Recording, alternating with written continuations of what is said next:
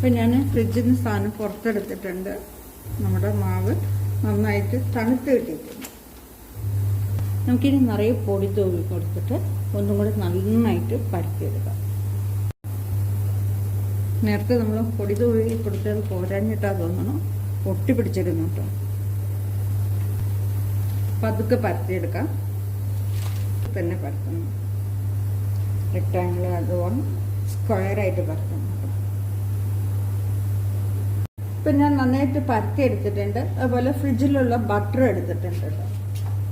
നേരത്തെ ചെയ്ത പോലെ തന്നെ നമുക്ക് കുറേശ്ശെ അവിടെ ഇവിടെയൊക്കെ ഇട്ട് വെച്ച് കൊടുക്കാം.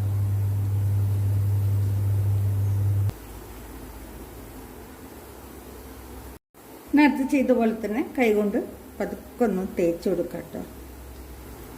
അപ്പം ഞാനിത് നന്നായിട്ട് സ്പ്രെഡ് ചെയ്ത് കൊടുത്തിട്ടുണ്ട്. നമുക്കിത് പൊടി വെതറായി കൊടുക്കാം. എന്നിട്ട് നേരത്തെ ചെയ്ത പോലെ തന്നെ മടക്കിയെടുക്കണം.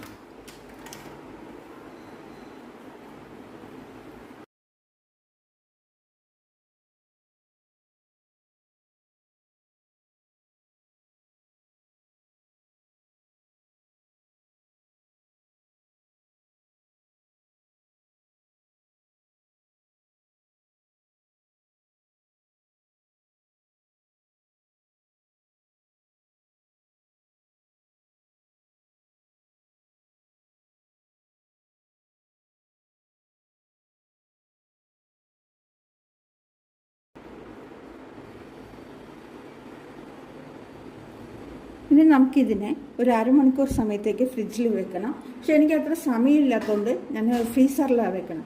ഫ്രീസറിലാകുമ്പോൾ നമുക്കൊരു 15 മിനിറ്റ് വെച്ചാൽ മതിയാവും. വീണ്ടും ഫ്രിഡ്ജിലേക്ക് വെക്കാം. 15 മിനിറ്റ് ഫ്രീസറിൽ വെക്കാം.